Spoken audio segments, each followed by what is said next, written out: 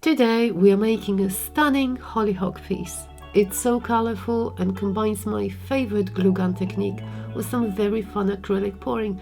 Unfortunately, I made a huge mistake at the end. I feel like I'm about to cry. I'm going to show you this.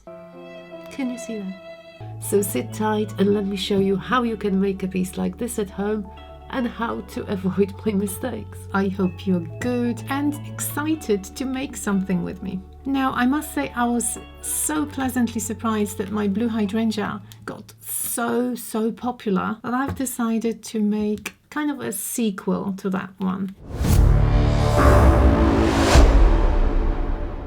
So I am going to be using same canvas, and I was thinking of a flower. I wanted a long flower.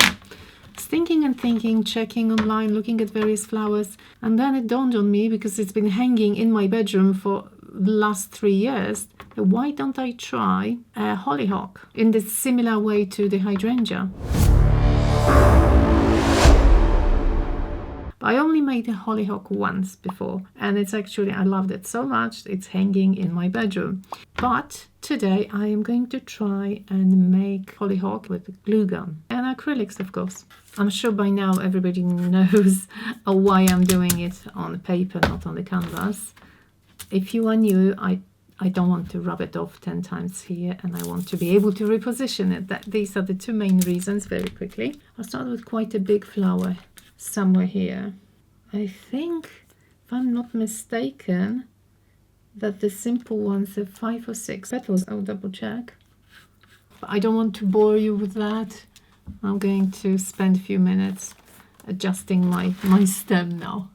With this amount of rubbing off, the canvas would have been very dirty. Okay, now it's going to be on the reverse, of course. I'm taping it down because it's quite big. I know some of you are using carbon paper. That's fine. I personally don't like using carbon paper on canvas because it leaves those dark marks, but of course you can do it. You can draw over with a pencil. One of the lovely ladies suggested using the embossing tool. You can press basically anything. This will do. Okay, that's good. My little glue gun is ready.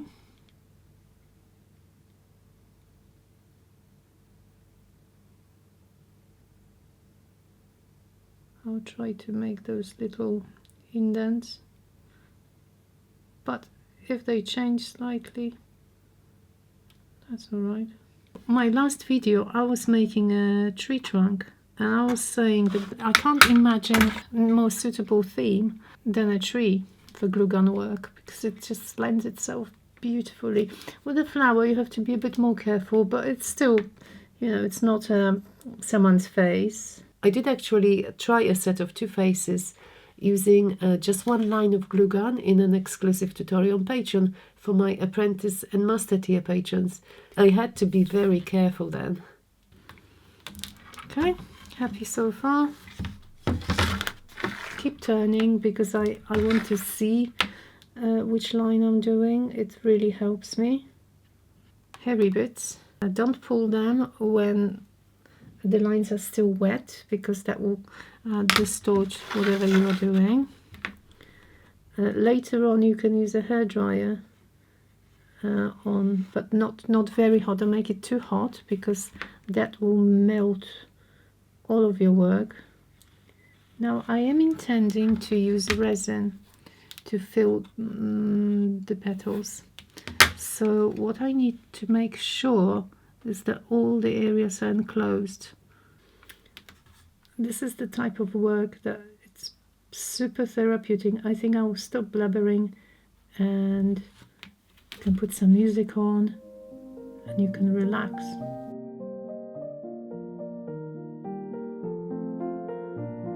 I am going to do this little green part, doing each one individually. Oh, I'm tempted to do the big stem. Okay, fine, I'll do the big stem. Hope I won't regret it. It's good because it's big and fat.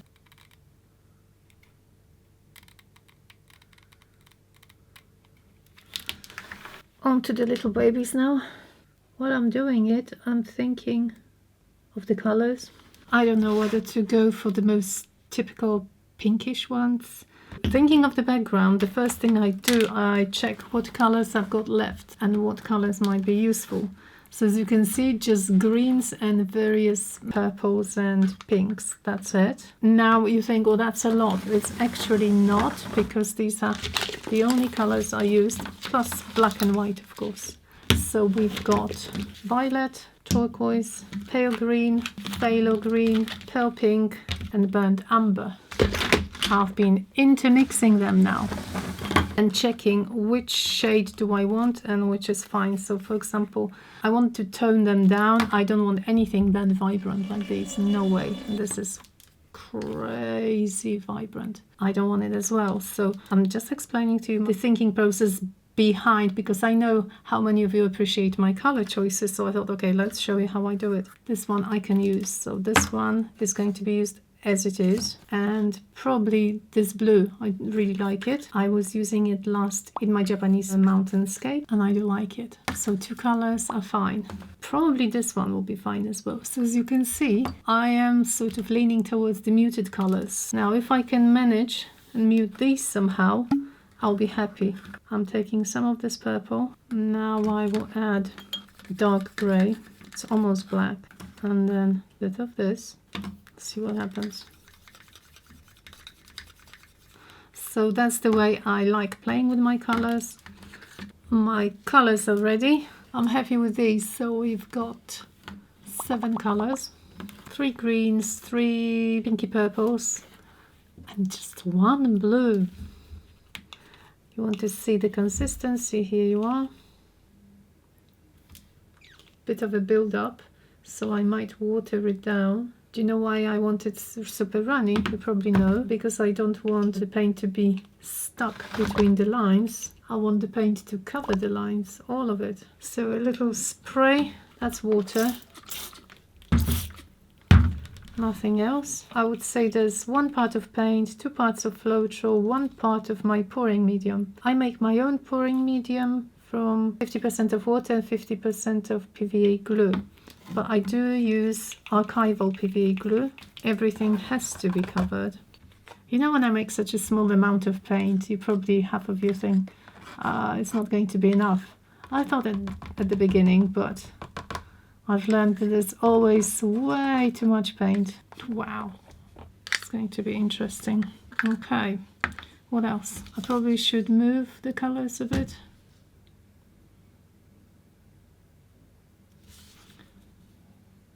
Make sure everything is covered. And now I'm moving away from my blossoms. Now we can see what's missing. What do you think? Blue, blue, blue, blue. Don't know what you think of my color combination. I think I'm ready. Lower setting and my monster to the rescue.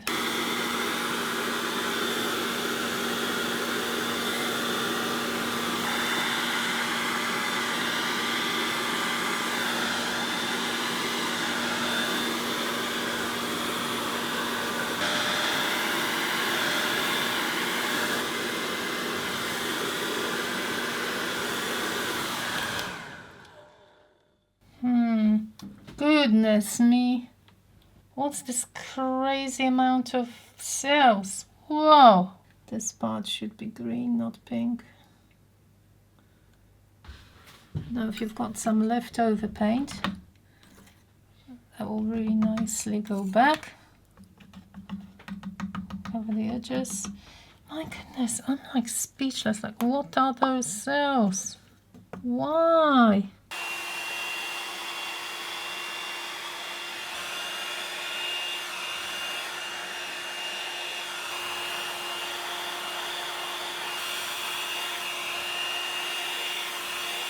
I'm trying to figure out what was there. I can see now, okay. We had a bit of a flower and some leaves, that's fine.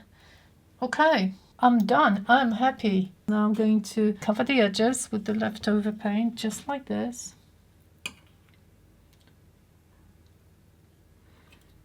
And then, of course, I'm going to collect the leftover paint. Now I have to show you something, and I'm sure some of you will be very surprised. You know those tiny containers that I have? Look how much is left. See?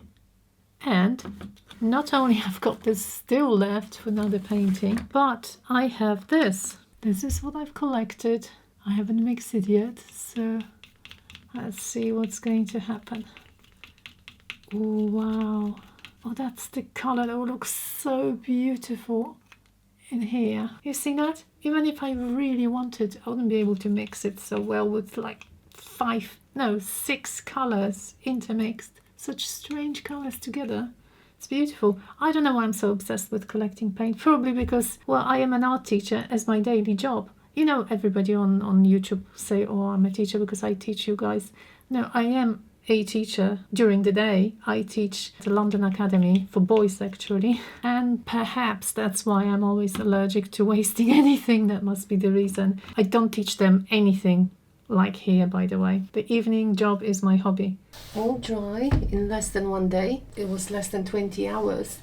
That's what I like about the hair drying technique. And now I can of course see all the flowers. I'm going to cover them with white to have more vibrant colors later on. I picked some colors for the petals.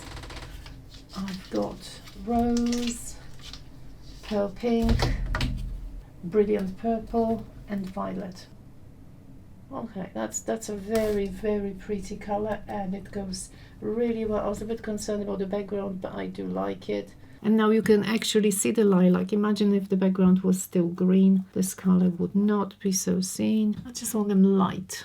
Now I need to really add darker values to the midsections because everything will change once I do that. I'm going to use violet and rose and see what happens when I mix those two. I want a bit of a cold color, a bit of a warm one. So this one is a cold violet. This one is obviously warm. I think I'm liking this. Sometimes if you do something like this, it's easier to use watercolors, but obviously these are acrylics. They don't really flow that nicely. They don't blend that well. I think I'm liking the color, yes. Okay, so those partitions and those lines, they really help you here because they are creating those areas of shadow. And I'll do the same here, exactly the same, darker in the middle, lighter outside. Now this part has to be the darkest. There's a little petal that's bent. All I'm doing, I'm trying to create some depth. Before I call them finished, I'm going to add a couple of very thin lines. I think it's quite characteristic of those flowers. And I am using, what am I using? Naples yellow. It's a really nice warm color. They do have some light green around them as well, but at the moment I'm only applying yellow. There's hardly anything but a bit of green peeping through. So I mixed now phthalo green, pale green and some white and a bit of leftover blue, and I'm painting all the leaves and stems. I do like the flowers. I think they look nice. But there's one more thing I have to do. I have to add some shadows so that I'll be completely happy. With these dark greens, what I want to do, I want to make some shadows around the flowers and the petals. I'm using the same greens but a bit darker. Okay, so I'll keep adding shadows and then I'll wait for it to dry before I decide whether to use resin or not. Yeah, I think I might use resin. Meanwhile, I asked my patrons whether they would like to see some gold or not as an embellishment. And yes, majority voted for gold, so I am going to apply a little bit of gold. Maybe I'll try some purple as well. Maybe this light gold. I'm going to use my finger and touch some sections, but very gently like this. I always say that I like using my finger because it's not too perfect, it's more organic. I don't want anything on the background, of course. Every time you add a little bit of gold, it kind of, the color changes, everything becomes a bit warmer. which probably this piece needed because the color palette for this time was rather cool. I know which parts would really benefit from gold. These little bumps. The leaves look really nice with gold. However, with the petals, I'll show you, I think it makes them look darker, and that's the thing I don't like. I don't think I'm going to use gold on these. I am trying now Pearl Lilac. Okay. That's quite nice. I've got my resin and hardener. I'm going to mix for a few minutes. I mixed together 60 ml, which is way too much, I think. Scraping the edges, making sure everything mixes well. And my voice today is really bad. Sorry for that. Okay.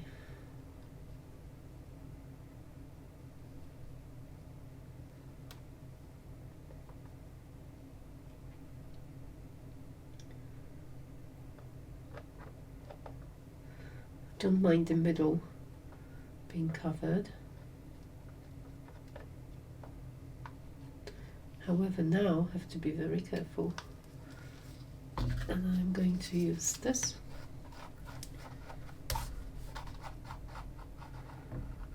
To touch all the edges. Your working time depends on type of resin you are using. Each company, of course, will be different. Each type of resin will be different. I know not everybody likes resin. I actually have a love-hate relationship. If everything goes well, I'm happy, but often, you know, there are various issues. I'm going to fill all of them the same way. Did you see how vibrant the flowers became? Really lovely. Now I'm filling the buds. So far, I didn't spill a single drop. Yeah. I'm quickly removing the air bubbles now.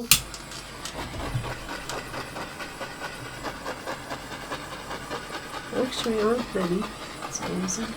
So I'm going to cover it and I'll show you some close-ups once I can touch it. I wanted to show you what happened the next day. The resin is dry and oh look, nice and shiny. You might think I'm sitting here and I'm actually totally dead. I feel like I'm about to cry. I'm going to show you this. Can you see that? Can you see that? My lovely flowers are completely destroyed. And that's why I often say that I have a love-hate relationship with resin, because when this happens, like, what am I supposed to do now? I so wish I haven't added this resin. Anyway, just wanted to share that with you. I know that you can only see that at a certain angle, but it's just infinitely annoying. I'll show you some close-ups so you can see yourselves.